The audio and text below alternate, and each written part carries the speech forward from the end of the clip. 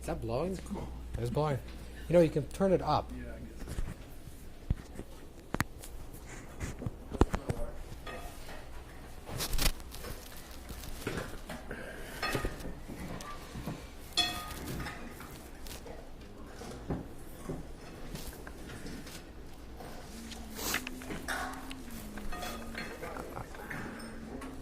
Everyone got the papers?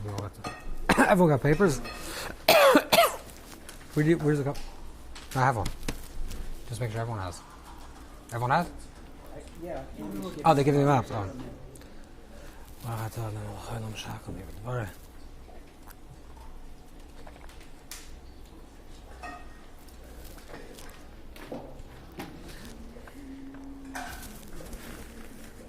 Yeah. How's it working out? Everyone's signing in? And Yeah.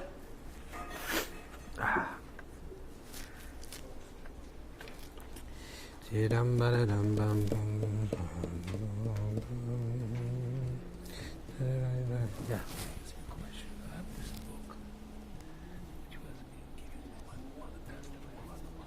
Hold on. Oh. So when I go to the grave while I'm staying home, do I have to recite any of these?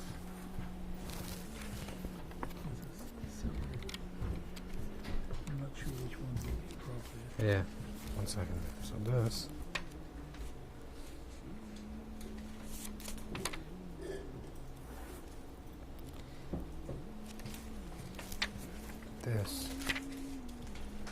This here is like when you're at the grave.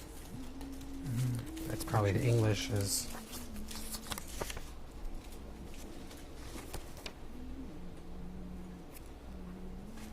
Oh no, it's not this one. Here. Which is what the Pray on the visiting the graves. Mm-hmm. So this you go for the grave. Yeah.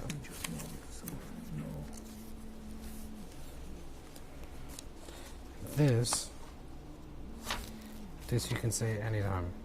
Which one? Anytime. This one. Yeah. And this one.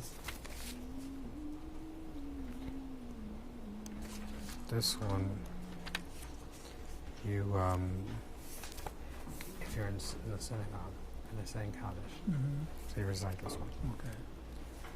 What's the rest of the book? No.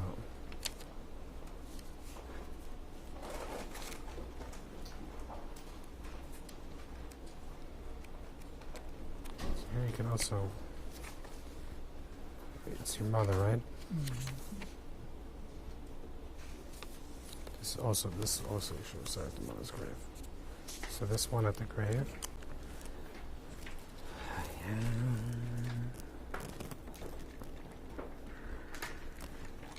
think we're ready. Ready? Yep, I'm just going to enable the microphone. I think we're enabled. Start with.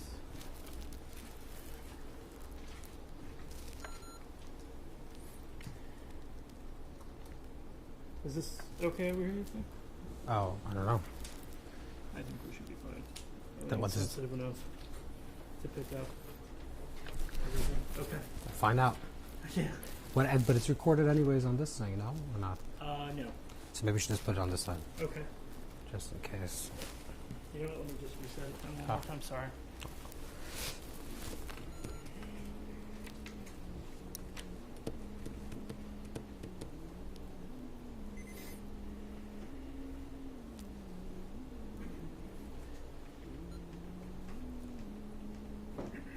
Thank you.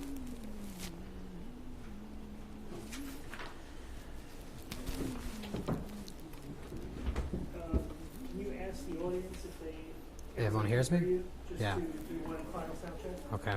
Just making sure everyone hears. They're going to respond? Jeff, are we okay? No, I didn't. You didn't hear a response. I didn't get any response from anybody. Okay, people saying they can hear. Okay, excellent.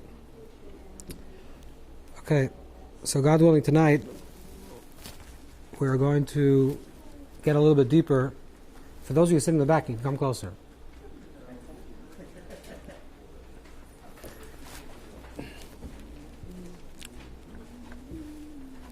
going to go a little bit deeper into what we just started discussing.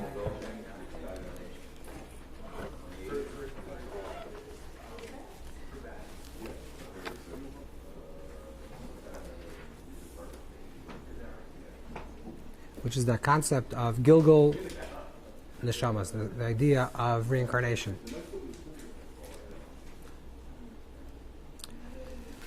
So in general, gilgul means, the word gilgul comes from the word like a galgel, which is something that's turning, which means that simply gilgul neshamas, the reincarnation of souls, means that every subsequent life, we're here for another individual purpose.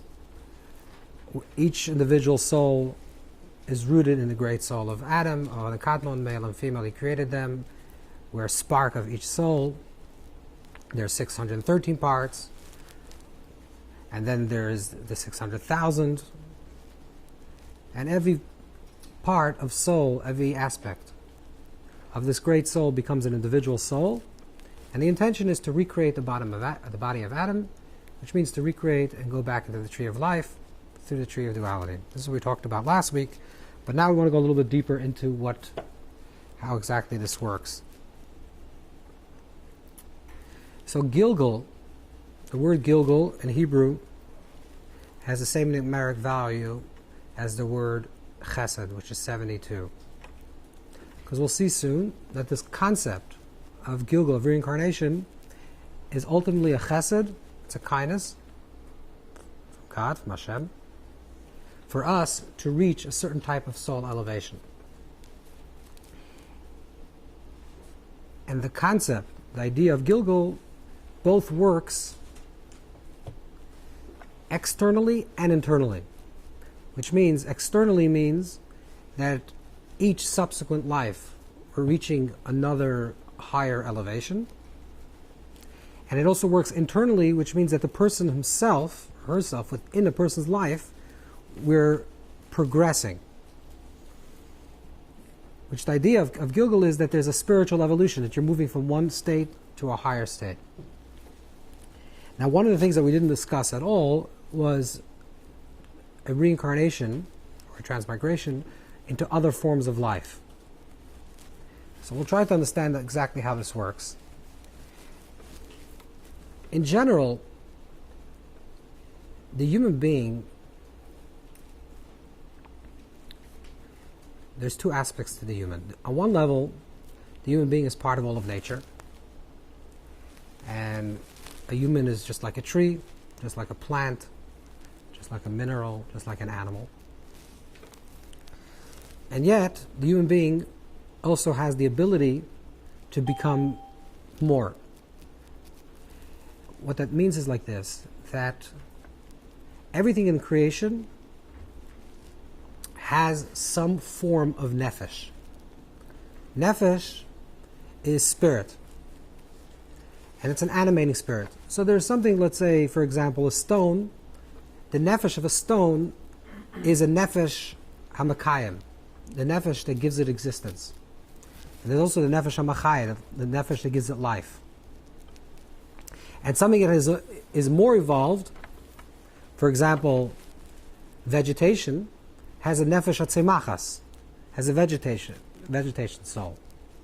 The concept of a soul, the concept of a spirit is that it moves the object along its own spiritual evolution. So it sustains the object, it gives it life, it's the life force of the object, it's the soul of the object, but it also pushes it forward. So the soul of a stone ensures that the stone remains a stone. That's what the stone is doing. That's what the soul of the stone is doing. The soul of a vegetative, something in the vegetative kingdom, is ensuring that an apple tree is producing apples. Now, the basic difference between something that's inanimate and something that's animate, we say that there are four distinctions, there are four types of creations. There's a daimim, tzameach, a chai, and medaber. Daimim means a silent or inanimate. Tzameach means a vegetation, chai means a life, and medaber means a creature of speech. So daimim tzemeh chai medaber. So the lowest form of life is called a daimim. Daimim means silent. The highest form of life is called medaber, which is speech. So you go from silence to speech. Now, what does it mean that something is silent? Something that's silent means that it's not expressing itself. Something that's speaking is expressing itself. The more something can express itself, the more aliveness you see in the object. When you look at a stone is alive. You just don't observe the life in the stone because you don't have the proper eyes, the proper vision to see the life of the stone. But even on a scientific level, what you see as a solid object is actually not solid. And there are things moving about, and there's molecules, and everything's jumping around. But when you're looking at a stone, you see something that's silent. You just see a stone. But when you look at a vegetable, let's say you look at a tree, you see that the tree is alive. It's growing. The sun rises, and the tree moves towards the sun, and it moves towards its wetness, and it grows, and it expands. This is a higher form, a more complex form of life. So the nefesh is a higher nefesh in a tzemachas, in something that's vegetative, than over something that is inanimate. Then you have a chai, which is a living force. Let's say a creature, an animal. Something that's a living being has more life than even a tzemachas, something that's growing. Because something that is alive, not only does it expand in its own place, but it also can move about. It has much more life force. So a tree expands and grows. But the expansion of a tree is only in the location where it's growing from. You uproot a tree and all of a sudden it's not growing until you replant the tree. But an animal expands in the body. The body is small when it's young, and then it expands continuously or retracts, but it's constantly moving, it's constantly growing. And it also could move about. So it has a higher and more complex life force. You're following? So it goes from a daimim, which is silent, which means that it's there. It's just very quiet and we don't observe it. So there is a life force. There's a nefesh hamakayim and a nefesh hamachaya. Then there's a nefesh hatzemachas, which is a spirit that gives it life. And then there's even a nefesh hachiyunis, which is a life force, which is you see in the animal kingdom. Okay. And then there is the nefesh hamaskelas. Nefesh hamaskelas is the intellectual soul. Now, all these levels of consciousness and levels of spiritual life force exist from the lowest kingdom all to the highest kingdom. So when you go into the highest kingdom, we'll say the human being, because really that's the conversation. We're talking to humans. So we're having a conversation with humans, and we'll say like this: everyone has a part of them that's a nefesh hamakayim. The nefesh, the spirit that just allows their existence to be, physical existence to be. This nefesh hamakayim, incidentally, even after a person passes on, where the higher life forces of a person, which is the ruach and neshama, higher life forces leave the person's body, the person doesn't disappear. Right? The person is no longer alive, but the person still exists. How is the person existing? Because there's still a nefesh hamakayim. There's still an existing life force that still is attached to the body. This existing life force is connected to the higher life force, and it's like when you shut. It's not really an example, but if you close off electricity, you still have some level of electricity for the first few seconds afterwards. So the same thing also, life force is cut off on the higher life force, but the still nefesh hamakayim still exists within the body, and over a short period of time, that slowly dies down as well, and then the body completely decomposes. Besides the luzbon, besides one particular part of the body, but everything else ceases to exist. That's the nefesh hamakayim ceases to be. So it works on the evolvement of the human being is for nefesh hamakayim, which is the nefesh, the spirit of existence, to life force, to growth, to movement. These stages are also the same way we also evolve. The lower the nefesh is, and the way we're going to define lower and higher is, lower is more ego, higher is less ego. So the lower is more selfish, the higher it becomes more selfless. What does it mean that it becomes more selfless? It becomes closer to the reality of the Creator. The Creator is the ultimate, the source of everything. God is the source of everything. The source of everything is completely giving, selfless. That's what Hashem does, creates. That's a completely selfless act.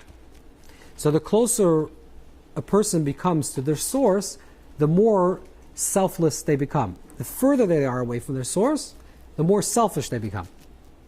So again, let's go back to understanding. When we talk about a soul, we say that this is the level of the soul. The level of your soul depends, the level of your soul at any moment depends in the spectrum between how selfish you are to how selfless you're becoming. Everyone begins life completely selfish. And that's actually probably a healthy thing.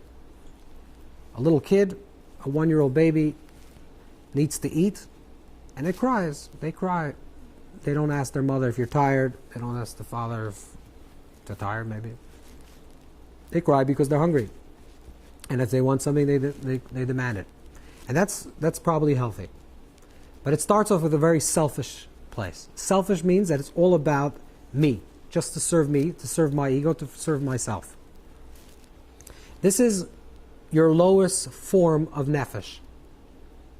There's no expression outward. It's only about inward. Now, of course, there's expression outward, literally, but on a metaphorical level, there's no movement outside of yourself. The movement is always directed from the outside in. You just want to receive.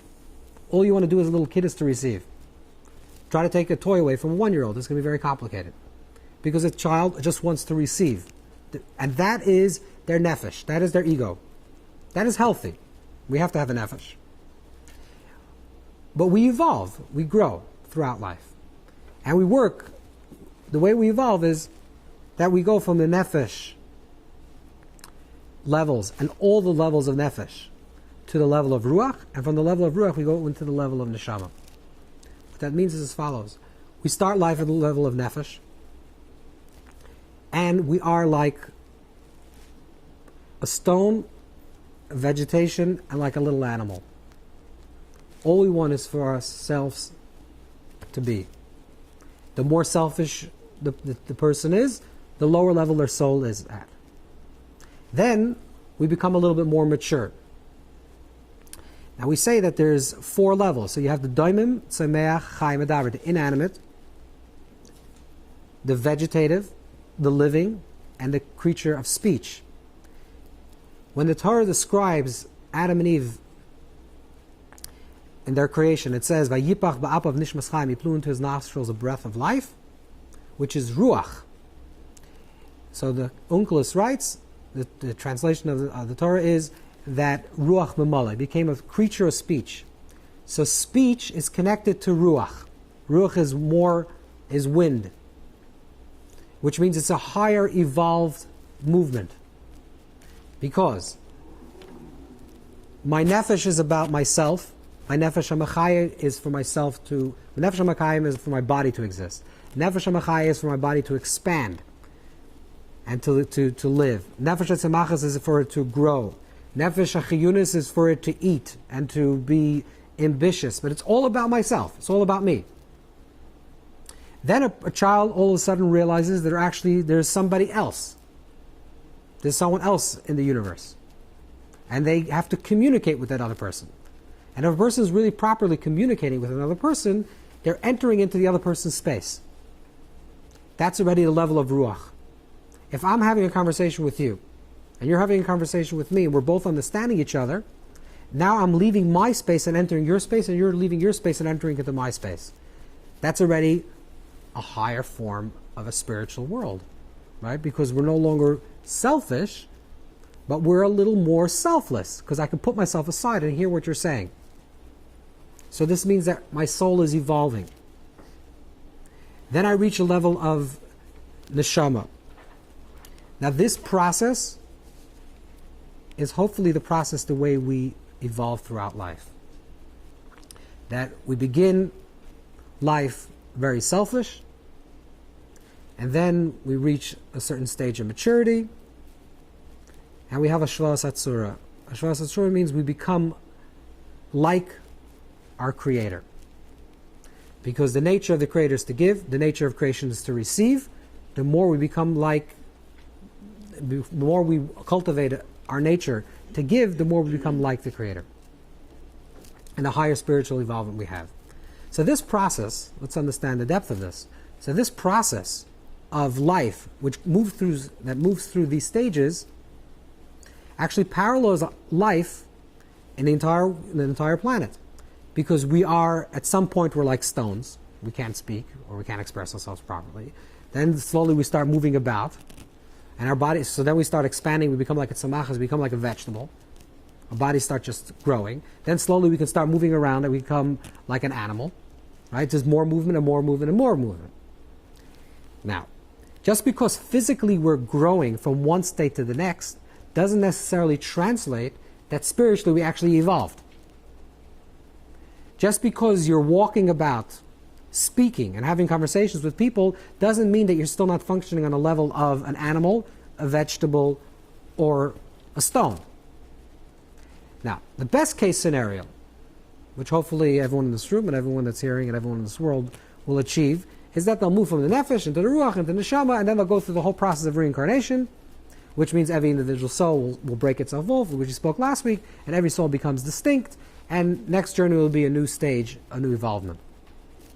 But what happens if a person lives their life and they were connected to the nefesh, purely the nefesh hamakayim, nefesh hamachaya, nefesh hatzamachas, the purely selfish self. It was never about anything else besides himself.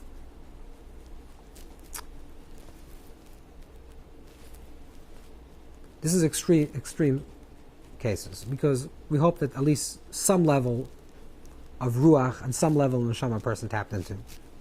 We should just make clear a little bit that even when we say that a person reaches a level of ruach and reaches a level of neshama, there's the levels of ruach and neshama within nefesh as well. And that's the way we spoke about a little last week, that everything it's a holographic image. So the nefesh itself has a nefesh ruach neshama chaya yechida, and the ruach itself has nefesh ruach neshama chaya yechida. Each level has within it those 5 levels. So when we talk about a person evolves to a level of ruach, it doesn't necessarily mean to a pure ruach, it could be the ruach within the nefesh. But there's some movement.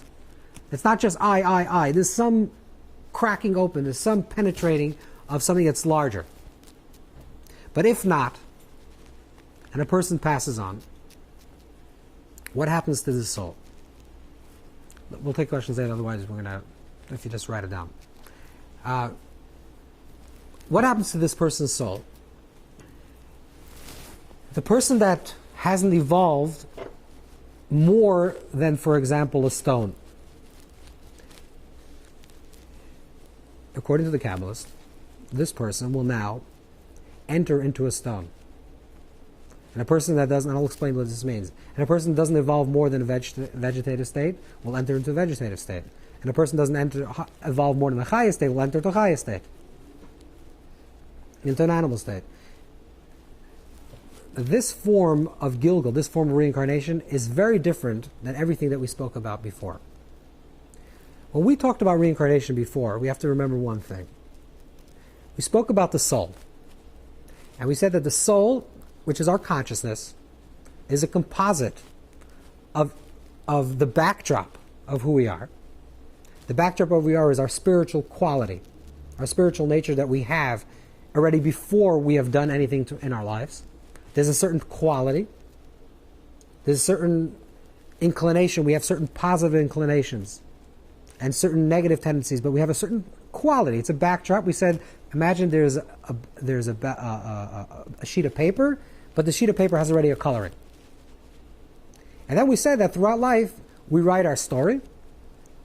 Life's a story. We're the author. We're writing our story, and every day we're writing another line, another few lines, and that becomes that becomes our story. At the end of life, we are the final book. What's in the book? Every single impression we had, every thought we had, every feeling we had, every emotion we had, every single experience that we had, the totality of who we are is this memory. Okay. This memory is not stored in the brain, like we said. It's stored in the soul, in this morphic field. It's stored in the energy of the self. And this soul, this individual spark of soul, which contains the entire memory of who we are, now becomes one with the great memory of Hashem, which in Kabbalistic language is called Bina, on the level of Bria, which means that it becomes part, just to make it very simple, the individual memory becomes part of this collective memory. And it's a full memory for eternity. What exactly happens is another process of the afterlife process. But that's more or less what occurs. Then in the next life, the soul comes back down into this world. Which part of the soul comes back into this world? Not the part that we worked on. We said the soul is multidimensional. It has 613. It has 600,000 dimensions. The soul, we gave you the simple example, will be of a cube, and you see it 4 sides. And the first life, the first side, is projected into this world. That's your genetics, your backdrop.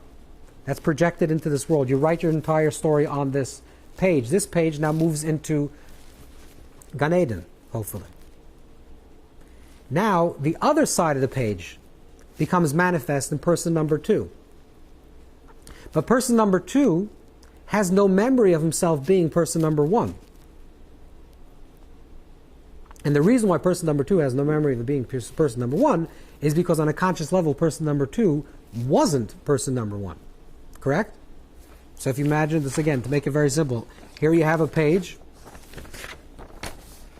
and imagine this page is blue, and it's empty. Okay, see the page? And it enters into this world, and it's empty, and you write your story. This is the story. This is the backdrop. So the backdrop is the space that's maintaining and holding your memory. This is a spiritual quality. Everything's imprinted on the fabric of your soul. This soul now, after 120, is perfect. It goes into the afterlife journey, which we have to discuss another time exactly how this works. But it goes into afterlife journey, and now we say, okay, this story is perfect. It's published in Gan Eden, in paradise. What comes down now to person number 2? This side. You understand now? Now the page is actually divided in half. Because this side is here, and now this side is here. These 2 parts are part of one soul. But one side is reflecting blue, one side is reflecting red.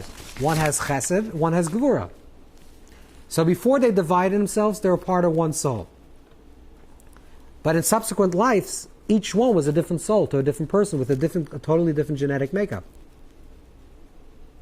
The relationship between person number 1 and person number 2 is that they're both part of the root souls.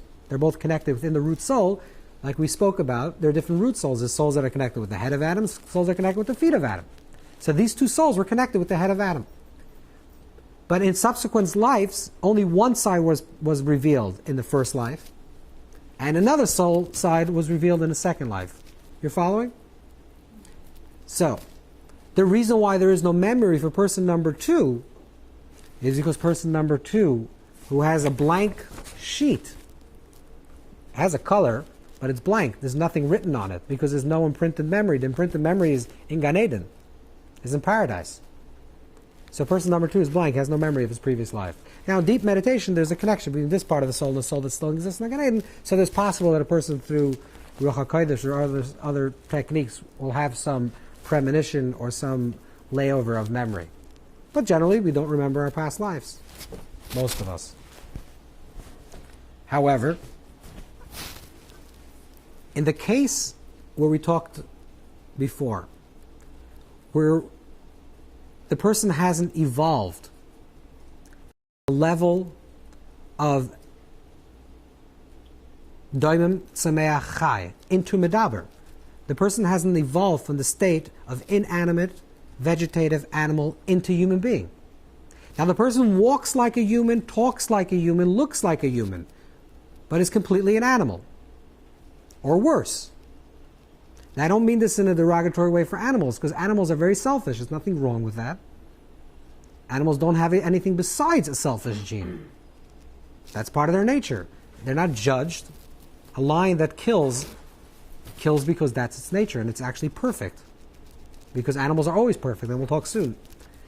The only creature in nature who could be imperfect is the human being, who has free choice. So assuming a person never evolved into his human beingness, which means a person never activated their free choice, but everything was because of their instincts for survival. They acted like a tree would act when the sun comes up. And the same thing also, they acted whatever they did in their life purely from an instinctual, responsive, reactive place. So this person now exists as a human being, but is really functioning at the level of vegetation. Now, this person cannot move on to become part of the great soul within the great soul of Adam, because Adam is souls of human beings. You're following the metaphor? I mean, you don't have to take this mamish so literal, but this is the way we're going to try to understand this. This human being cannot become part of the souls of human beings. This human being has to enter into another state of life, into another form of life, for a particular period of time, be there, reach its elevation, and then it become human again. And now this is a very complicated technique, because what happens now, the entire self of who you are, assuming, let's call this person Chaim. This man Chaim lived till 120, lived a full life physically, but never evolved past the Chaya level. They were just a Daimon Tzemeach Chai. They acted like an inanimate vegetative animal, always serving the self, reactive and instinctual. This is the way they live their entire life. This person has a lot of memory. They lived 120 years. There's a full story. There's a full story. This page is full. From day 1 to 120, it's a big story. This memory cannot move now into Gan Eden. What happens to this story now is the entire story, which means the story with the memory, moves into another form of life. It doesn't become the soul, meaning the animating, enlivening, guiding spirit of the thing that it moves into, which means that let's say it moves into a cow. The cow is not going to start speaking, having human conversation now. The cow is not animated by this human soul. It's just the human soul that's trapped within an animal, or vegetation, or something that's completely inanimate. So there's two souls now. There's the soul of the living thing, or the soul of the vegetation, or the soul of the plant, that's giving it its life force. That's the soul of the apple tree that's saying, become an apple. That's pushing it to grow. It's saying, become an apple tree.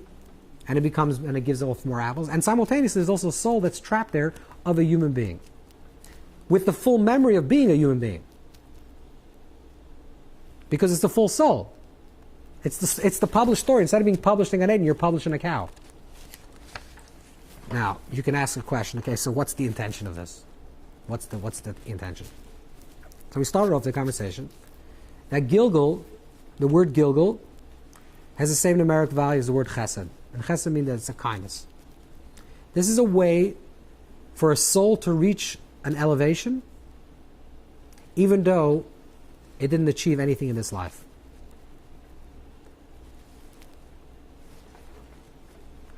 When a soul exists in another form of life, and there's a whole complicated system how it works, in which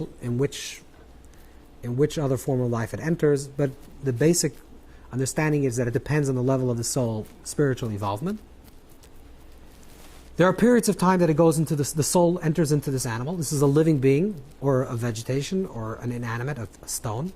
There's certain periods of time that it enters, and it existed for certain months of the year. And the Arizal actually details this in very great detail of which months of the year the soul elevate from daimon, from inanimate, and which months of the year do they elevate from tzemeach, and which one from chai. There's a whole process, but it goes in for a certain period of time. The intention is very simple. Everything of creation besides the human being, like we said before, is perfect. The only one that's not perfect, or potentially not perfect, is the human being, because he can make free choices and do something that's opposite of his internal spiritual nature. So in order for the soul to unlearn their negative behavior or reactive behavior, the soul enters into another form of life which is perfect. which is doing exactly what it's doing. The apple tree is being an apple tree, which really the human being should have been the human, but he wasn't. And by being there for a certain period of time, it learns its lesson, and it can finally be released. And some way through that, it can also experience some form of Gan Eden, some form of paradise. So it's a cleansing period for the soul to reach its proper potential. Because of that, let's say there's a soul of a human being in an apple, and you're going to eat now this apple. So now it becomes very interesting, because what you're going to do now is now you have the potential, because of your free choice, to elevate the soul that's trapped in this item of food. Or if you're walking down the street, for that matter, and this is a soul under your feet, connected into the inanimate objects under your feet, if you're going to walk with a higher consciousness and with an intention and make a blessing over the apple, and do it with kavanah, with intention, for the elevation of this food, for a higher purpose, then you have the potential to release the soul from its torment even before its allotted time. So if the soul has to exist in this apple for 6 months, because that's how long it has to finally unlearn its doing. But if a human being comes along a day later, makes a blessing with a proper intention, that they can actually elevate the soul that exists within these animals, in the other fruits. This is the reason why.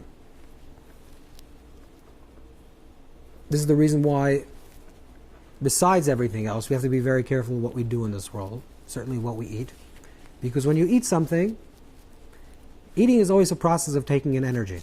You're always taking in energy.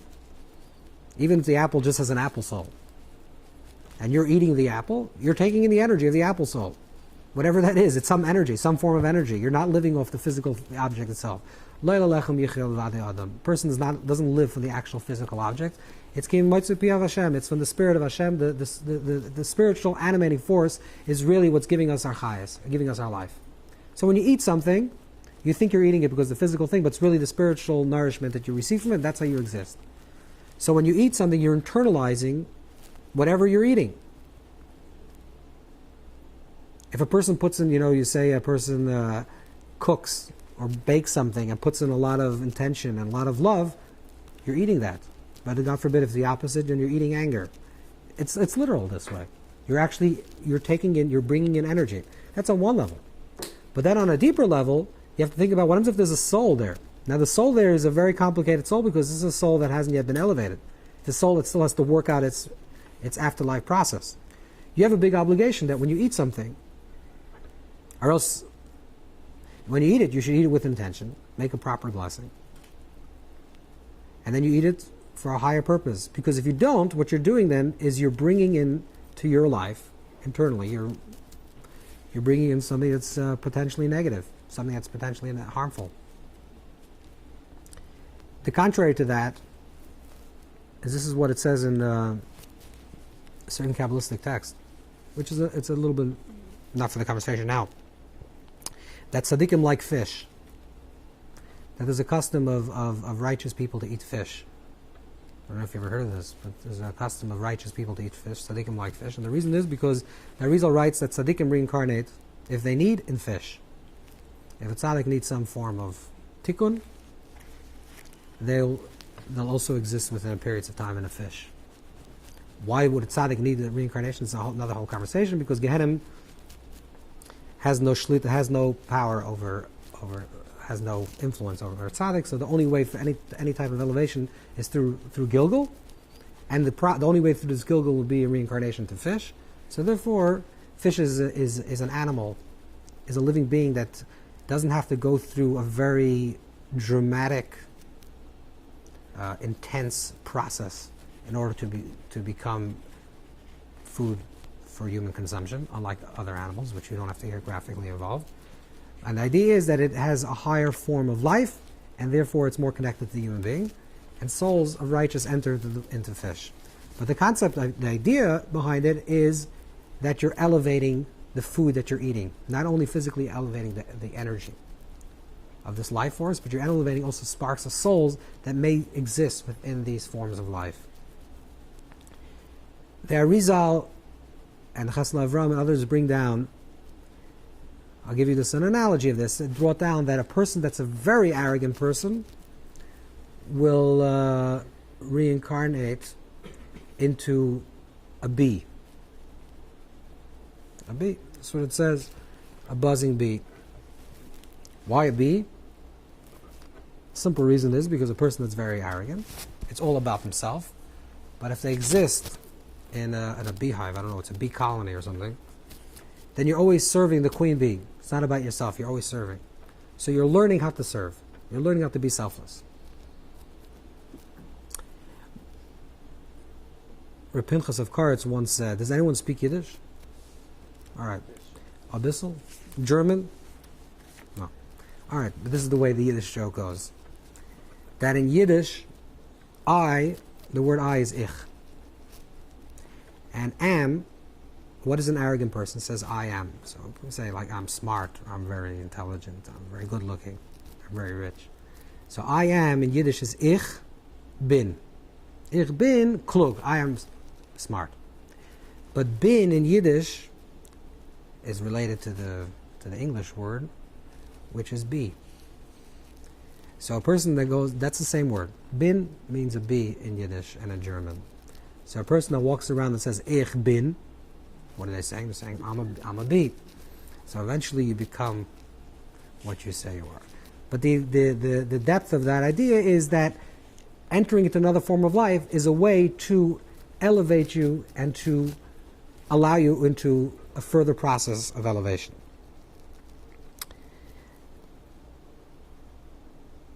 This is the general construct of what we're talking about of gilgul. So again, there's the normal case of gilgul, the normal course of reincarnation, where it's every subsequent life a new image is presented, a new side is presented, and we write that story. And every subsequent life we're moving, evolving, hopefully from the nefesh level, at least into a ruach level, and even possibly into an neshama level. So we're moving from a very selfish place, which is nefesh amachai, the selfish I, to something that's more transparent and giving. And as Hashvas Tzura, we're becoming like the Creator. Instead of being creation, which is receiving, we're becoming more creating, which is giving. And slowly we're evolving to that place. And then if we do, we move into a next form of life on a higher level of nefesh, next form of life on a higher level of nefesh, and each subsequent life into a higher level. Right? If there's any things that go wrong, which means that we didn't evolve and we just regressed, or we didn't evolve out of a level of nefesh, adoimet sameh chai, which is the inanimate, the vegetative, and the living, we eventually evolve in our next incarnation into those forms of life for a certain period of time, until we reach our elevation, or until another human being comes and makes a blessing with a proper intention and elevates us, and we have an elevation. And then we'll go back into Gan Eden, into paradise.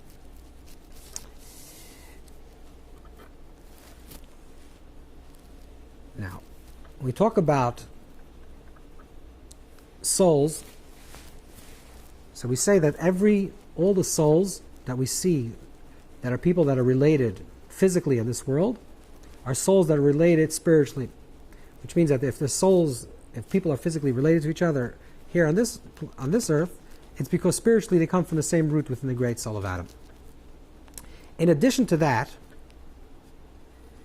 and that's not only talking about relationships, physical relationships in terms of like a parent, a child, but even the people that are in our sphere, in our sphere of influence, and the people that we surround ourselves with, are all souls that are connected with us on a spiritual level.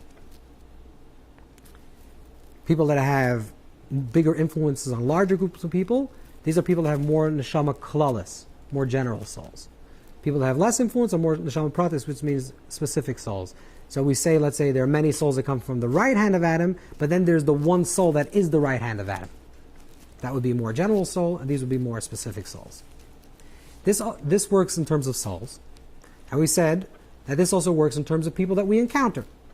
If we encounter a person, and the person immediately rubs us in the wrong way and we have a certain aversion to this other person, the Arizal says probably this is a person that's like you and comes from the same root of your soul. And the reason why you're here, and the reason why this person is presented to you, is that if you can work on your own character traits to overcome your negative character traits and pursue your positive, you together with the other person will have a proper tikkun. So everything that appears to us in our lives, we just said in terms of people, that all the people that appear to us in life, these are all part of our tikkun. These are all part of our soul elevation. What is our soul elevation?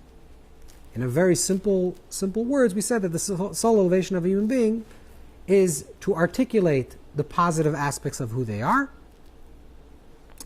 And because of that, there's going to be bigger challenges, because whenever there's a possibility for positive, there's also the challenge of negative, and also to overcome your negative specific tendencies that you struggle with.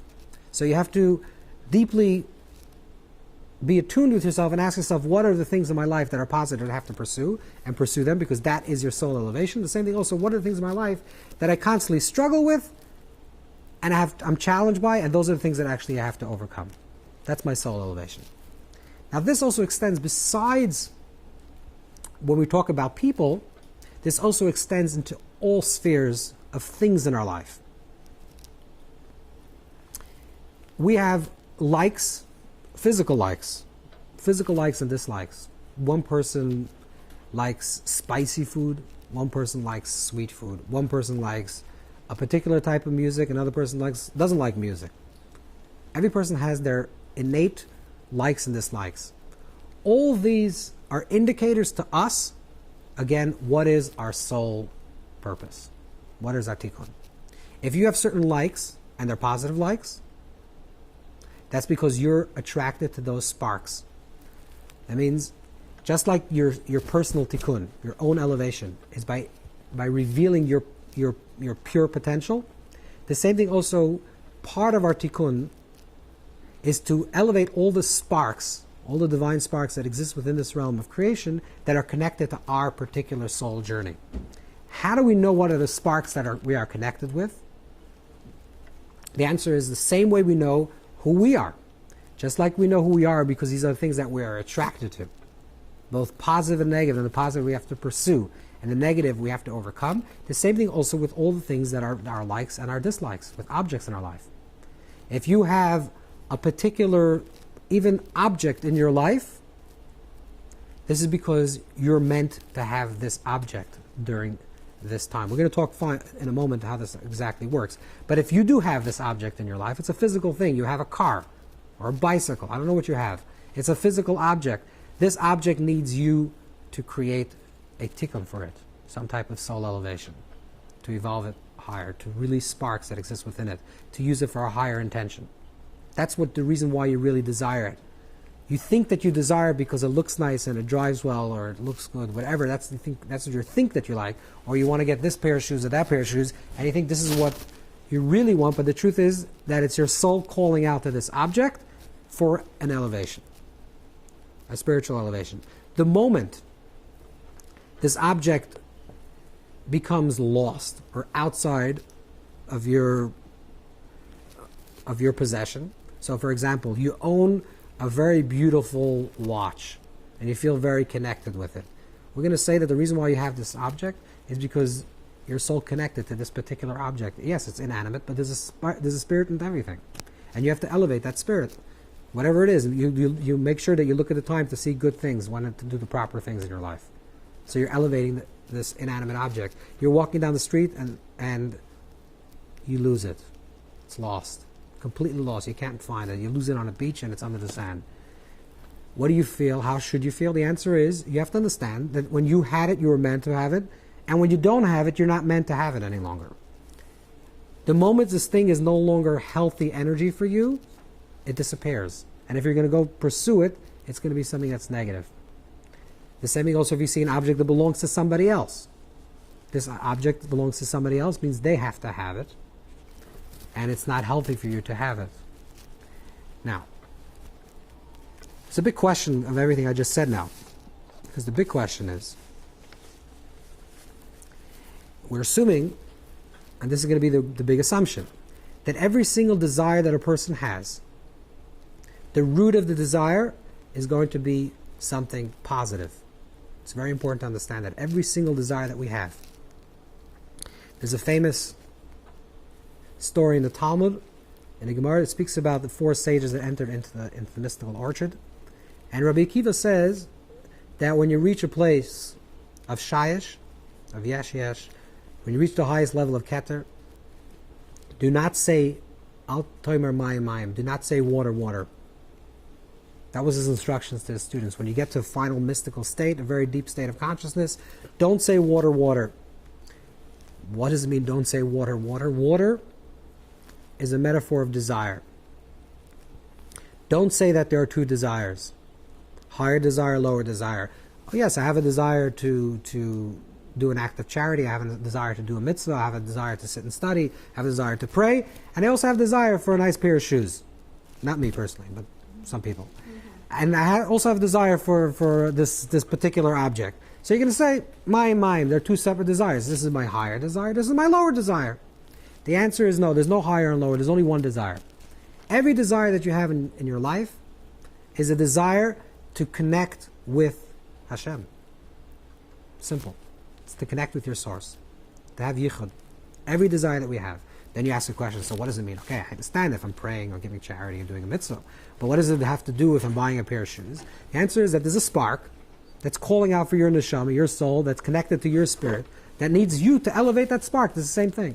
So you think you need the shoe, but it's not really. It's the spiritual energy that you're going to receive from receiving that shoe and what you can give back to that shoe. That's the inner desire. So there's only one desire. And every single desire is positive. Every single desire you have is positive. But then you're going to close your eyes for a second. You don't have to tell me what your desires are. And you're going to say, what do you mean? I have such things that I wouldn't tell anybody that I desire. So this means that's a positive desire? The answer is that it's yes. It's a positive desire. And desire is an indicator for you that you have to achieve a tikkun with the object that you are desiring, or with the idea that you are desiring. But not every desire, the way to achieve tikkun of that desire is through pursuing it and achieving it. There's something that's called hislapshut, means to be invested in something. You have it on page 2. And there's something that's called dechia. There's something that's called to push aside. Some desires in our life, the way we achieve its elevation is through investing ourselves and actually physically achieving that desire which we desire. And some is precisely by not pursuing it. You have a desire for a new car, an old pair of shoes, and you're going to say that yes, it's a spark reaching out to you. And it's an opportunity for yichud, for unification. But what is the ultimate, the way you're going to achieve yichud is not actually by eating it or taking it into yourself, but by pushing it aside. The way to elevate things, not everything is elevated by actually grabbing onto it. Sometimes some things are elevated by pushing it aside. You push it aside, you release the spark. You have a terrible desire for something, to do something. It's positive. The desire itself is positive. You're not supposed to actually act on it. You're supposed to push aside that desire. You say, I have a terrible desire to God forbid, do something to somebody else. Okay, that means there's some type of connection with the other person. Maybe I just have to push the person aside or not talk to them. Okay, maybe that's the way I'm going to release it. Something has to be released, some sparks have to be released, but not always to actualize the desire itself. In general, I think most people know what are the things in life they should pursue, what are the things they shouldn't pursue. It's pretty much clear. What are the things that are healthy for you, what are the things that are not healthy for you spiritually, mentally, emotionally. A person can evaluate. What happens if a person is having a real difficulty in knowing, is this something that I actually should pursue? Because this is my tikkun, right? We say that my tikkun, my personal elevation, my soul elevation, for me to go in this lifetime to be megalgal, to go from incarnation to incarnation, to move from the nefesh to the nefesh machayim, mekayim, tzemachas, chiyunis to nefesh hamaskelis to nefesh hasichlis, to go all these higher levels of soul. I have to constantly be evolving. How do I know if I'm how do I evolve? By observing everything that's going on in my life, pursuing the positive, overcoming the negative. right? That's nafshis. That's within my character. But it's also how I relate to everything around me, to the people around me, and to the objects around me. I'm constantly working on myself to reach higher elevations. So it's in relationships that I have to people and in relationships that I have to objects. So here I have this burning desire for this new pair of shoes. Should I go ahead and spend all my last savings to buy this pair of shoes? Or should I push it aside? Is that the elevation or is that the elevation? How do we know? So there are 3 suggestions that I found. And I think this we'll do step by step. The first one is, see it says on the left column on the bottom, on the second page, whereas uncertainty, positive and negative. So the first one is the Shevet HaMusar, which is a classic book on Musar, and this is not going to help most people, but this is at least going to help after you pursue it. How does one feel afterwards? After you actually ate something that you know you shouldn't eat. You usually don't feel that well, if you're an honest person. After you pursue a desire that you know you shouldn't have, but you feel like, wait a second, maybe I should because it's a really strong desire. How do you feel afterwards? Do you feel, is there still the emptiness there? You pursued it, you achieved it, you did it, okay, you did everything. How do you feel? Are you still left with that nagging emptiness, that feeling of incompletion? Or do you actually feel like, oh, now I feel like a healthy person? The simple answer is that if you're an honest person, you will know that if you pursue something that has meaning, something that has purpose, something that has value, it could be painful while you're doing it, because it could be hard. Let's give a simple example. You're walking down the street and a little old lady has to cross the street. And you're in a rush, but you take the time to cross the old woman. So while you're doing it, it's like, I don't know, and she stops and she's a smoker and she takes a cigarette in the middle. I don't know. It's like it becomes a whole complicated case, and you have to get the woman across the street, and you're late for a meeting. So while you're doing it, could be painful, but the moment or uncomfortable. But I guarantee you, the moment you cross the street, you're going to feel good about yourself, and maybe feel good about yourself for the rest of the day. And if you didn't, you may feel good about yourself for the first second, because look, I got to my meeting quick. But the rest of the day, if you're an honest person, you're going to feel bad. Like, you know what? I really should have helped that old woman. See, that's the difference. When you do something positive, so long as you didn't really mess yourself up over time. But if you're an honest person, relatively an honest person, if it's something that's positive, you're going to feel empowered, you're going to feel full, you're going to feel complete when it's done. And something that's negative, it's going to leave you with that empty feeling and that still sense of emptiness. So that's a classic interpretation of Musar, to know once the action has been done.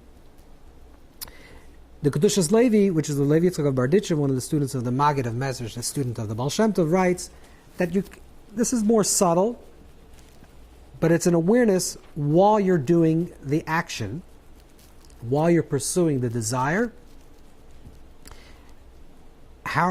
what state of consciousness are you experiencing? Are you experiencing a constricted state of consciousness or an expansive state of consciousness? Moichad the godless, big mind, or moichad the kat, the small mind. These are subtle states of consciousness that when you're doing something that is correct and you know is correct and should be done and is positive, there's a certain opening. It's not a feeling, it's not a sensation, but there's a certain opening in the mind. The mind feels a certain achava, a certain opening, versus a constriction. Again, this is a more subtle awareness. The third suggestion comes from the Ramban, Nachmanides. The Ramban is not actually found anywhere in his writings, but it's quoted in the name of the Ramban by many texts. So we'll say it in the name of the Ramban. Nachmanides writes like this, and it's a very simple suggestion. In order to evaluate a decision, to know whether you should pursue something or not to pursue it. Because remember, that's part of our tikkun. Part of our tikkun is to know ourselves, to know the objects, to know everything that's around us, to know everything that's going on in our life, to know whether we should pursue it, overcome it, be challenged by it. He says the way to do this is to make yourself impartial in the decision. Pretend it's not about you. Should I buy this pair of shoes or not? Okay, that's a very complicated question because you're very attached to this and you like this and you like beautiful things, whatever. But what happens if you're having an honest conversation with a friend of yours? And you know how much the person has in the bank account and you know how they spend their money, and you say, and the person asks you, should I do this or not? Pretend it's somebody else. What would you give advice for another person that you're not interested in the outcome for the other person. Completely, maybe a stranger.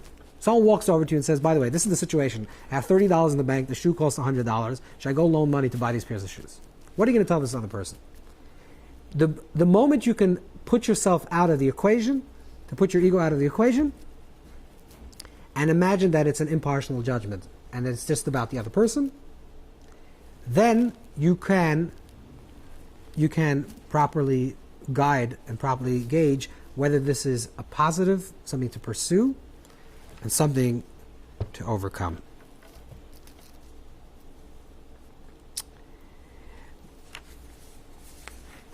This is generally in terms of objects. So we have this in terms of likes and dislikes with people, likes and dislikes in general with things in life, and likes and dislikes with and desires that we have also with objects. There's one other point, and then we'll get back to the beginning. There's one other point about this. This is just written up over here in the right column. And this is also important. It's not so connected. It is a little bit connected to what we're talking about, but I think it's important to just add this point. And this is a very simple example, and of course you can use this in many different situations. Okay, you make a decision based on the previous notions, previous ideas that you know, just like with the people, you know which people you should surround yourself with, which people you shouldn't surround yourself with. The person has to know that. There's certain people that feed you good energy, certain people that suck out your energy, certain people that are good people, and therefore you should surround yourself. Certain people your soul resonates with them, and you should surround yourself with these people because these people are helping your soul elevation. Even when we talk about a bashert, someone that's you're destined to marry, the person that's going to be your partner. This is also should be a person, like the Torah calls this person an Ezer Kenegda. Ezer Kenegda means a helper against him. Helper against him is a very interesting phrase, because we're not saying the person's just a helper. We're saying the person's a helper against you. Helper against you means that it's somebody in your life. And that's why a person has multiple levels of soulmates. Because the definition of a soulmate is a person that allows you to be the most you should become, and believes in you the most possible, the biggest person that you could become, but also a person that challenges you to become that person. A person that constantly says in your life, yes, whatever you say is correct, or whatever you do is perfect. That's not Kenegdoi. That's not against you. That's an Ezer maybe, but I would say that's even not an Ezer. It's not even a helper. Someone just says, yes, whatever you do is correct, is not someone that's allowing you to move. Someone that's gently and with love and compassion in your life, that's there to help you evolve, but also someone that challenges you and says, okay, you, by the way, you're struggling with anger. You have anger issues. I'm going to try to help you. Together, we're going to work this out. Or I'm going to be encouraging. I'm going to be there for you to overcome this negative tendency. That's a person that's Kenegdai. That's a person that's going to help you articulate your soul purpose. And the more a person is an Ezer connected, the more a person is like you, that helps you and also challenges you, and there has to be a good balance. It can't be too much challenging and too much helping. There has to be a proper balance between helping and challenging. The more the person is actually is connected to your soul. So we have to surround ourselves with people that are not just encouraging to us, but also challenge us to become more. And certainly not surround ourselves with people that just put us down and just pull you down. But you want to have someone that's lifting you constantly. This extends to relationships with people, and relationships with objects, relationships with time, with everything that you have in your life. You always have to think about how are you articulating and elevating yourself at every moment to a higher state of consciousness. So we know this to be true. And let's assume that a person, I'll give you an example of one, let's say a person is struggling with weight. I don't know why I'm using this example, because no one in this room is struggling with weight. But no one I know. But let's pretend this is a concept. And the problem is that you're overeating. And you know you're overeating. It's not. So you decide, okay, you know what? From now on, this is a very trivial example. This is simple, but it's anything in life. From now on, if I eat dinner, I'm not going to eat dessert. Okay? This is your decision you make. Okay, so the first day it works. Second day you struggle with it and you overcome the dessert. The third day, 10 o'clock at night, you find yourself, your head in the fridge eating dessert. Okay, so then you tell yourself, I'm a hypocrite because I made up that I'm not going to do it. So, might just eat the cake, and there's no reason. Then I go back to square one. And this is an example of food, but this is an example of anything in life. Even positive things you decide you're going to study, you're going to pray, you're going to do another mitzvah, you're going to overcome. Anything you do, your first day it works, second day it doesn't, you get challenged, third day you just say you're a hypocrite because there's too many voices, and you let it go. So what I want to suggest is like this, that you have to just be honest. Honest with yourself means that you give voice to two voices. There are multiple voices. Just recognize there are multiple voices.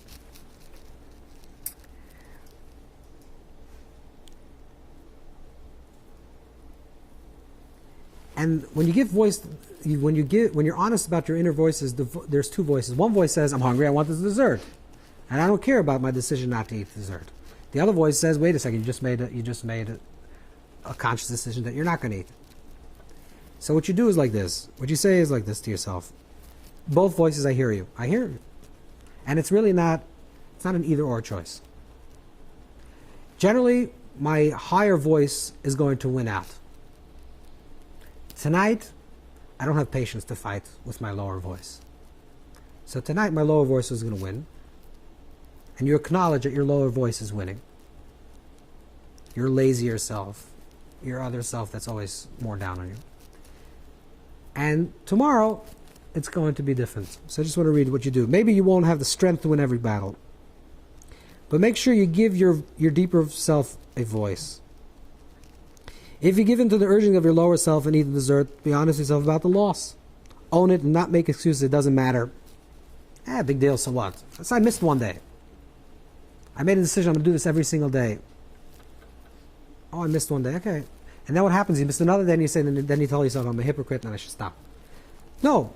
I'm messing up tonight. It's very clear to me. I'm honest about it. Even casual become a slippery slope and be self-blame. Don't make this practice all or nothing situation. Recognize the battle, but you may not have the spiritual energy to overcome every challenge completely. So you say, okay, now I don't have koyach, I don't have strength to overcome this. This is my lower voice is getting the better part of me now, but my higher voice tells me not. In life, you win some or lose some, but with practice, you gradually lose less and less. Success breeds success. Start with the small stuff, the small challenges that you know your deeper self can overcome, and build from there. You have to know yourself. Say, this is something I can overcome.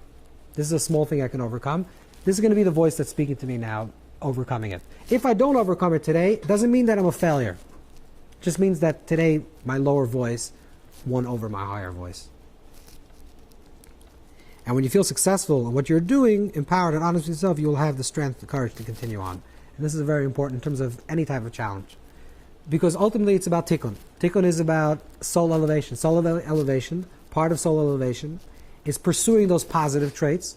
But part of soul elevation is actually overcoming those negative traits. You're going to reincarnate and reincarnate and reincarnate and reincarnate over and over again until you work out those things that are negative within your traits. You have to overcome them. And because it's something that's very strong, there's a lot of challenge and it's hard. But we have to learn a technique to overcome the things that are difficult in life. And to overcome difficult things in life is not to say, okay, from now on, I swear, bli neder, I'm never going to become angry anymore. I'm a person that struggles with anger. And I'm never going to become angry again. You know that's not going to work. You say that from now on, I usually get angry between 6 and 7 in the evening. Because that's where I'm hungry and the kids or I come home. There's some reason, there's something in my life that's off kilter that causes me to become angry. From now on, from 6 to 6:30 or from 6 to 6:15, I'm in control. What happened 6:15 is out of control, but 6 to 6:15 is my control. I'm not becoming angry. So the first day you're holding off, you're not becoming angry. The second day, you're having more challenge, but you're holding yourself in. The third day, you're already anger. So what do you tell yourself? Two things. Big deal. So what? I'm angry today. That's not going to help. Big deal. But the problem is if you say that, then tomorrow you'll be angry. The day after you'll also be angry. So what we say is, just be honest. Say, listen, you know what? Today, my lower self got the better part of me. And it's not good. It's not good. And I really feel bad. But I don't have strength to every single day fight. Tomorrow I'm going to fight the new battle. And tomorrow from 6 to 6:15 is sacred. I'm not going to become angry. And you'll see that slowly from 6:15 becomes 6:20, 6:25, 6:30. And that's the way you build. And this is the way we achieve tikkun. There's one quick thing before we go to questions, because on the first page we didn't get to it. It's a big conversation, but it's related to what we spoke about a little bit, the idea of soulmates. And in one of the earlier texts, Kabbalistic texts, by Rebbe Lezer of Germaisa, the Rekeach, he writes a little story, like a little anecdote, that there was a boy in his city of Worms in Germany, and he was a very good-looking kid, and he's a very prestigious family with a lot of money, and a brilliant kid. And the parents were trying to convince him to marry a particular girl, and she was also had all the milas, all the external trappings also, and she was beautiful and she was smart, she's intelligent, good family, and the boy didn't want to marry the girl, and instead he found the girl in another city, and the way it's written is that she didn't have all the external trappings that the first girl had. And he was wondering to himself, why? What happened? What's the inner dynamics that makes a person, before people became so superficial, that makes a person desire one person over the next? And superficially, you would think that the boy would want that girl, but instead he wants someone else. I mean, really, this is a question of anything. Why does one person attract to the other person to another? What is the dynamics of it? So a little bit about that we spoke about is it has to do with the soul connections. Souls that are rooted in the same place, souls that are part of the same elevation. This creates soul dynamics and soul connections. But with regards to a person's destined one, his bashert or her bashert, person that is your real soulmate, the zachem and akeva, that element in the male and female. So he says like this: there's before the soul comes down to this world, the soul becomes vested in a guf dak, in an ethereal-like body, that it looks exactly like the body that eventually you will have. And you live out your whole life. So you're born, you grow up, you get married, you have children, you live out your life. And then you become embodied in your guf gas, in your physical form, and you're living out the story of your guf dak, of your ethereal form. Now, I said, this is a big conversation what exactly this means, but let me just throw out a few little points. The guf gas is your physical body. Okay, so one person has one body, another person has another body. Why do we actually look different? Okay, so we'll say genetics. Okay, that's one thing. But what's the root, the meta root of the difference of looks? The reason why people look differently, and some people are tall, some people are short, is because this is a manifestation of the energy of their soul. That their particular soul needs this particular body to express who they are. One person's soul cannot be in another person's body. It does actually happen. It's unusual, and this is terrible mixing up of bodies and souls, which does happen. It's a whole other conversation. But generally, in the normal course of events, the person's soul is expressed through the person's body. If a person is short, skinny, tall, fat, black, white, green, everything that a person is going to be an expression of the person's spiritual constitution. Their spiritual reality is manifest in their physical form, which means that the physical form is really a spiritual form. So the guf gas, the physical form, is an expression of the spiritual body. which in essence, the physical form is really an expression of the spiritual form. Correct?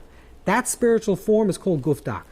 That's the form of the body before it actually becomes body.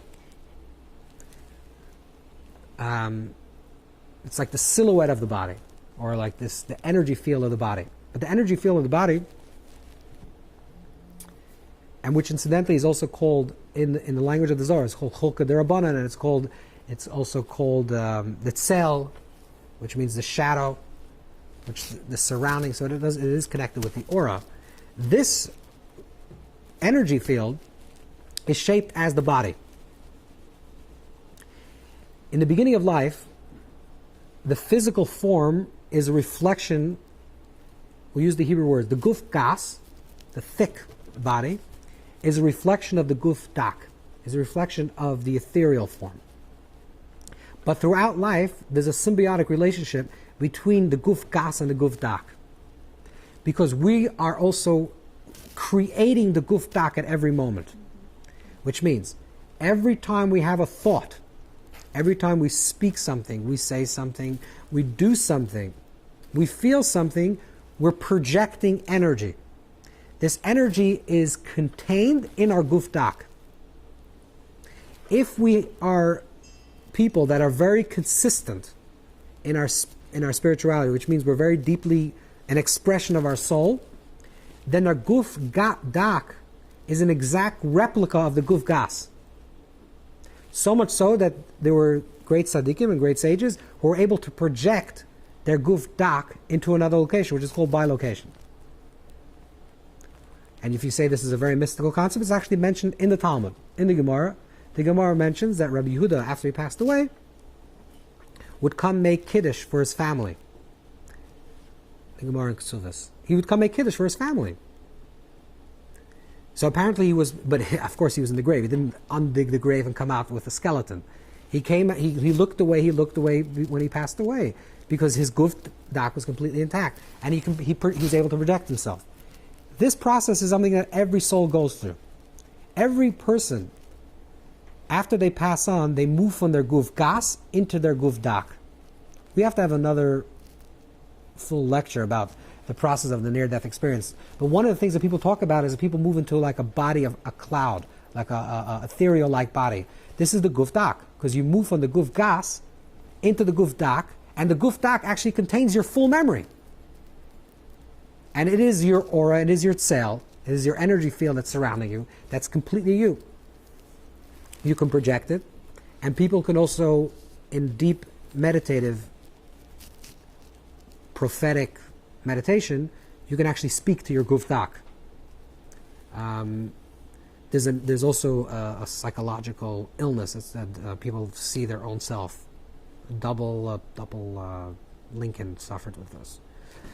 Someone knows this word. Anyways, a double hanger or something. But it's like this is yeah, but there's someone. Yeah, but it's a psychological problem that you actually you see yourself. You can see yourself, but the prophet, according to Ibn Ezra, according to some of the inner writings of the Shus and Saidas, some of the Kabbalistic texts, that's actually what a prophet does. A prophet enters a meditative state and actually hears himself speaking to themselves. First hears it in their father's voice, which actually says in the Medrash, which Moshe heard Amram's voice when he spoke to him, and then finally that voice becomes into a transparent, higher voice. But the process of leaving this body is not that all of a sudden you drop the body and you're completely disembodied. You enter first into an ethereal-like body. That's the guf dak. The guf dak also, according to other sages, is connected with Eish and Ruach, with fire and wind, because we say that there are four basic elements: earth, wind, fire, and water. Water and earth is the physical elements, and fire and wind is more the spiritual, more ethereal-like elements. And the guf dak is actually created from the fire and wind element, or something like the angels, like Nachmanides holds. And this is the relationship that we have with this guf dak. In other words, in simple language, I don't know if it could be simple language, but the idea is that the physical body is a manifestation of this guf dak, and the guf dak is the energy that's maintained. Throughout life, we project into this guf dak. Then we enter into this guf dak eventually until we become completely disembodied in an afterlife process. And the reason why people pick up energy from other people, the reason why some people feel that this person I belong to, this person I'm connected with, that's because your guf dak is speaking to the other guf dak. I don't mean this on a physical speaking level, but the energies are resonating between each other. And the energy of your guf dak is who you are at any moment, because all your thoughts, feelings, actions, and all impressions and memory, and your soul, the form of your soul. Okay, we're going to open it up for some questions now, so we can ask. But you're the first one to ask. Oh. You had the question, I have yeah. a lot of questions. So we have these past lives and these past selves and these parts of our souls, right? How does time relate to this? Because we know that nothing truly dies. What we create with our mind is all here.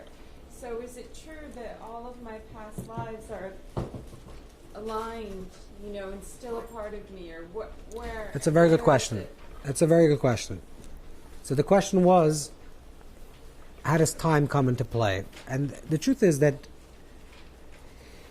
we use all these terminologies because we're physical beings. So we say past life, future life, the soul is here, we're there.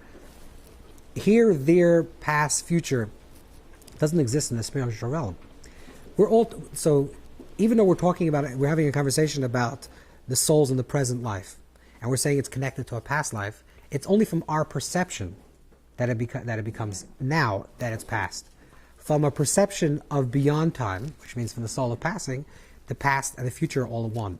So much so that some people that read the writings of the Ari and some of the earlier writings, they ask a very simple question. Sometimes the Arizal seems to get his history wrong, because sometimes he says that person number 1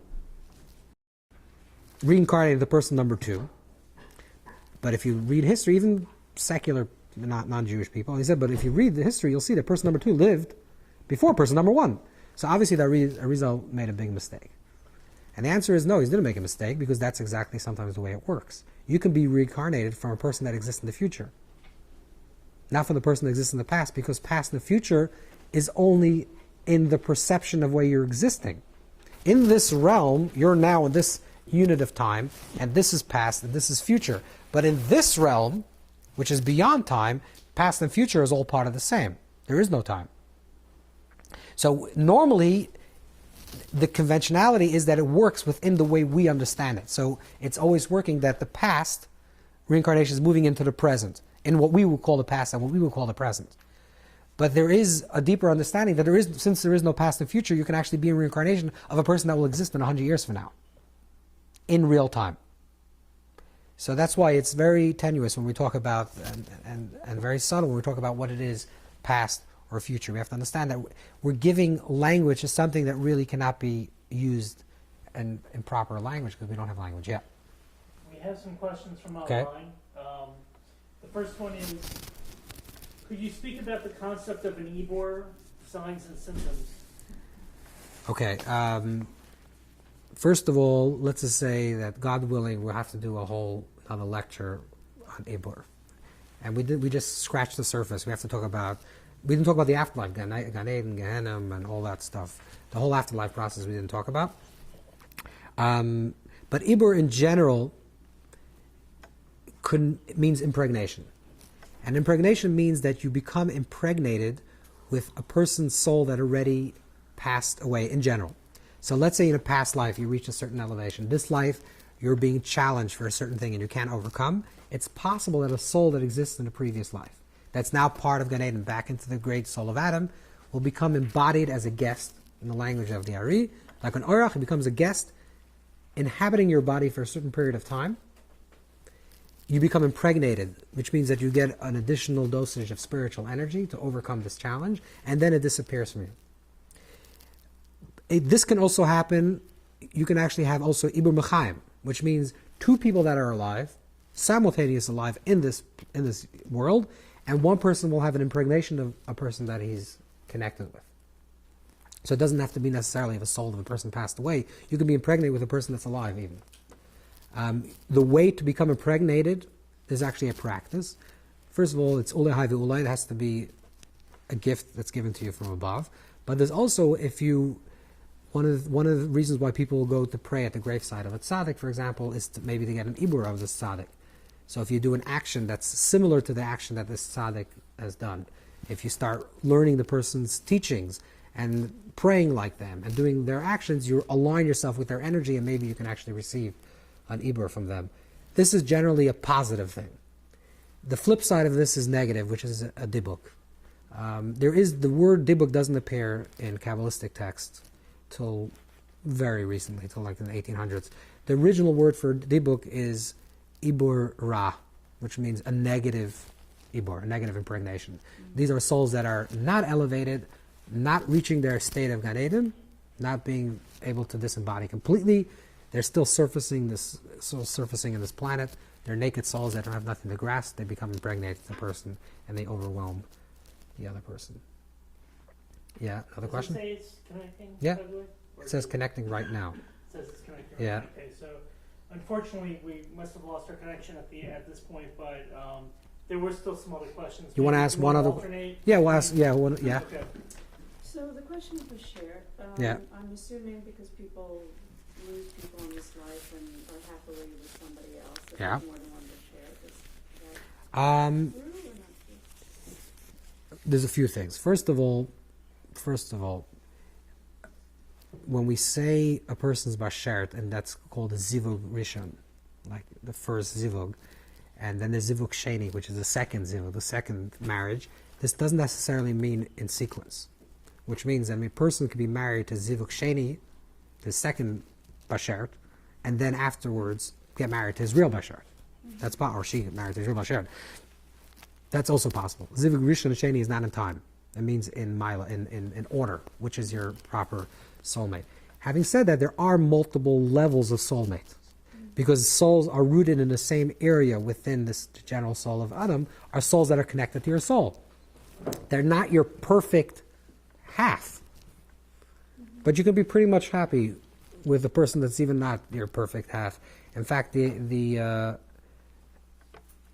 some Kabbalists that write that to really know whether a person's married to their perfect bashert or married to someone that's in the realm of their basherts, you can't really know till the day you pass away. It says if you can look back on your whole life and you're married for a long time, and you can say, I had a wonderful marriage and it only worked on helping me, and it was always challenging me to become my better self, and it was all perfect, well, then maybe you can say that. But you don't know. No, and it's not really so relevant, because so long as the person is within the realm of helping you in your tikkun, this is the person that you should be with. Yeah, we're going to ask the question from here, yeah? The next question is, what is the relationship in the guf hadak and one's bashert? No, there is no real relationship with the guf hadak. We just gave an example that some of the earlier Kabbalistic texts, when they speak about bashert, when they talk about a soulmate, they actually say that the reason why a person is attracted to this person and to the other person, even though logically maybe if you were a shadchan or you were a matchmaker, you wouldn't put these two people together. You would think maybe those two people put together, but it doesn't work. It's people that you don't think sometimes are perfectly together. Because these two people were married, quote unquote, in a guf dak realm. Before they came down to this world, they were connected. They had a regular body and they were connected. It doesn't mean literally, but that means that these souls are connected. That's the reason why we wrote down guf dak and bashert. Yeah. You said that the guf gas is the representation, your present state of the guf Correct. dak, like this is how you're portrayed. Yeah. So many people kind of say that you look like your name. They kind of feel that they grow into that. Is your guf dak kind of influencing your parents in naming, or is there any connection to the That's a name? very good question. That's a very good question. And that is the reason why there are rewrites in one of the Agdamas and Emek HaMelech and other Kabbalists write that the night before a person is named, let's say it's a boy and he's having a bris or a girl, whatever a person's name, and if you don't have a name, it's the night before you decide that you're going to give yourself a name.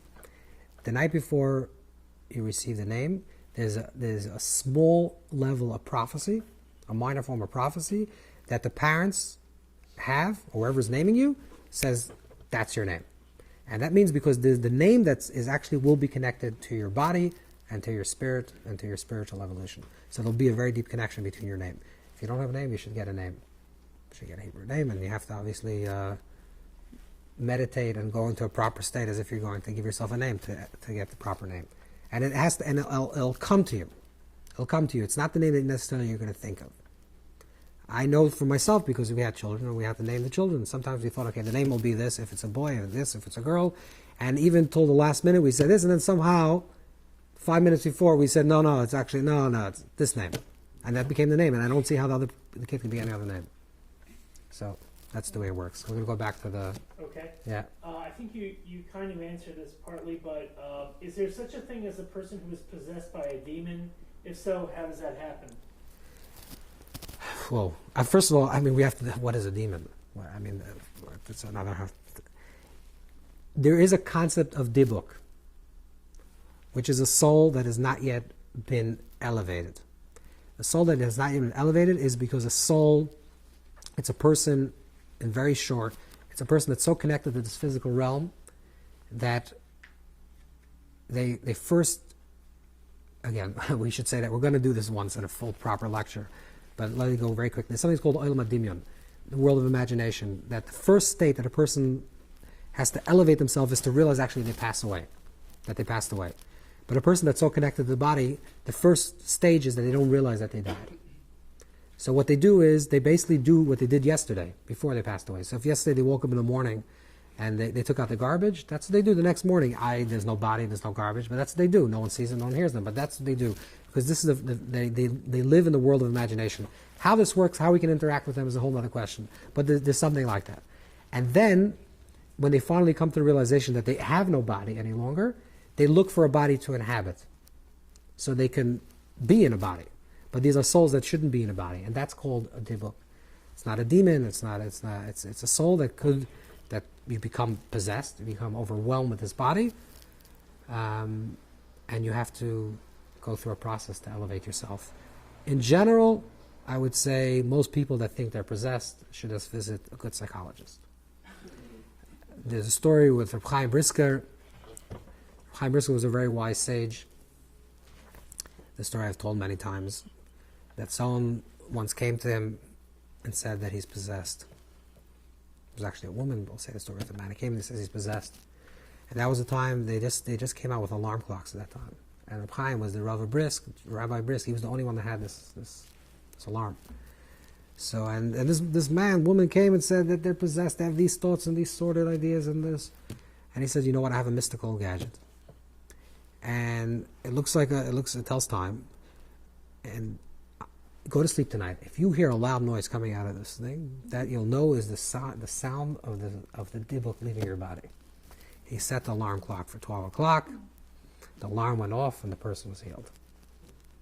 So you have to make sure that most times it's just... but it's possible. It's possible. Very unusual, but possible. Yeah. Does you said it's like wiped a memory of the past lives are wiped clean. I mean, can you? Wait! I never said that. No, I'm saying in the next. It's not wiped clean. Not wiped clean. Not wiped clean. No, it's stored. It's stored, right? So the new soul is new, right? Exactly. That's Yeah. Okay. So I'm saying like in the next physical life, yeah. There's no memory of the previous life. There's no conscious memory of the previous life. Because the conscious memory, it's almost like if this is the backdrop of one life, so you're writing one story, this now moves here, and now you have another part of it. But these are part of one soul, it's one unit. But now you're having a new blank sheet. Right. So there is a relationship between these two sheets because it's part of one soul. So that's on a super conscious level. Some people can have like premonitions or deja vu experiences where they're having some type of intuition that they exist in a past life, they exist here, they were here. But to have a conscious memory, I remember exactly what I did and I speak those languages, that's very, very unusual. When that happens, it's probably not a normal case of gilgul. It's probably a case, either it could be ibur, an impregnation, or it can be like a gilgul, the same thing we spoke about different gilgul into different forms of life, where there the full memory exists in other forms of life. It's also possible for a person to exist and as an additional soul in another human being. So the person's speaking, but it's not really that person that's speaking that's having the memory. It's sort of the spirit that's speaking through them. That's why a lot of times, incidentally, when there are authentic cases of little children that have spoken different dialects, and apparently they didn't have, they had memory of their previous life. Over time, they forgot. And I don't think it's just because they just forgot the dialect. I think it's because that the soul that exists within them is no longer within them. So they're no longer conscious memory. I might actually have a further question Yeah. about that. Because like when I was a child, Yeah. I had this recurring dream Uh-huh. for like 6 years. Wow. And it was a very vivid dream. Mhm. And I just felt like it was like a very specific experience. And looking back now, is that something that could have been a connection to a previous Absolutely. life? Absolutely. That's absolutely correct. That's absolutely. Because dream would be a place where things that are stored in a very deep place within your psyche, within your soul, will become revealed. We're talking about conscious, awake memory, alpha, beta memory, when you're in that wavelength. When you go into the other wavelengths, then you're tapping into other resources in your soul. On a very, very, very deep level of our soul, we are all souls at all time. Right? Because we all come from the great soul of Adam, so we're connected with all of the past, all of the future, and with everything that exists. That's what Ruach HaKodesh is. That's what really prophecy is. A person will evolve their soul to such a place that everything collapses, all barriers collapse. And there's this complete transparent openness of everything. Yeah. When you said that you had the one piece of paper and then there's another piece of paper that comes down,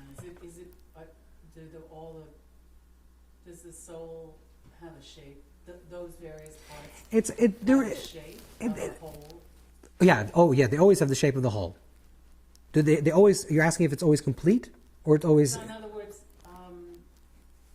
the blue sheet goes up and the red sheet is here. Yeah. And so, what's the relationship between those two? The relationship. And the various other parts. So the relationship is that they're part of one soul, they existed within one body at periods of times, maybe through many, many generations, because they could have been existing for many, many years together, many different lives.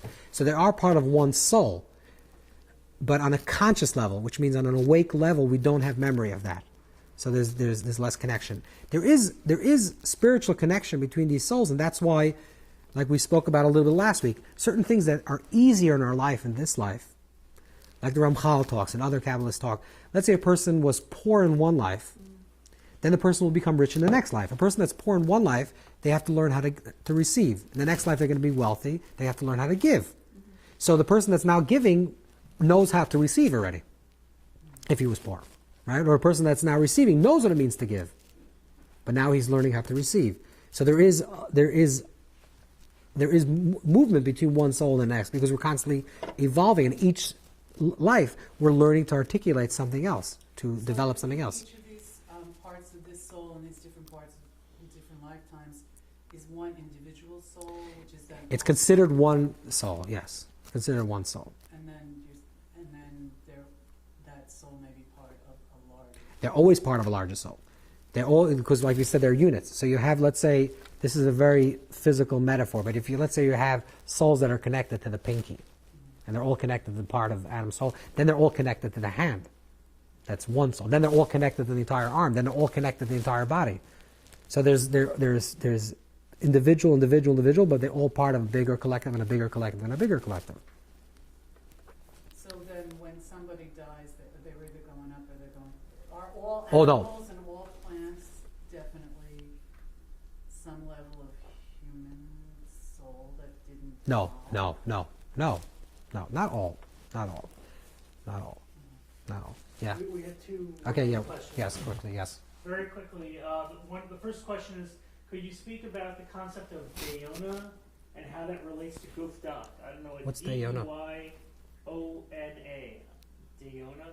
I don't know what that is personally. I don't even know what that is. Okay. Ask the person what Leona is. Oh, Diokna. They just typed in DEYOK. I don't know what that is. Is that like a... Here? No. Maybe it's a... That's Maybe what it means. it's a... Oh, Dechia? Dechia. Oh. They typed in likeness of a likeness rock. Oh. So what is the question again? So the question is, could you speak about that concept, and how it relates to Gufdat? Oh no, it's a different topic. It's a different issue. When we say that it's the likeness of a likeness, it means that we're created with the likeness of the Creator. that the human being is created b'tzelem Elokim. And b'tzelem Elokim means that we're created in the likeness of the Creator. This is talking about a specific type. That means every single person has a very distinct body, and the distinction of the person's body is a reflection of the distinction of the form of their soul, which is their gufdak. And the last question from online is, you said in your book that souls have colors. How can we know what color our soul is? Okay, I never meant literal colors. So let's be clear. What I meant by colors means that a person have natural inclinations. Colors is very arbitrary because it's the way, it's like a feeling. What do you say? Let's say blue or white is a giving color. It's a kind color. And red is a harsh color. Of course, red is not harsh and white is not chesed and red is not gvura. But this is the way we assume, the way we look at things. This is the way it awakes. So we're saying the soul has a color, soul has a certain type. That means we're born with natural inclination. Some people are naturally more giving than others. Some people are naturally more judgmental than others. Some people have more chesed and some people more have gvura. This is by nature, we have these traits.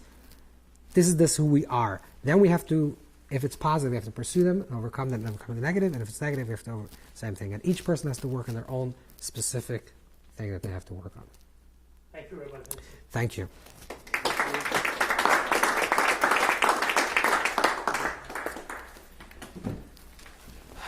Do.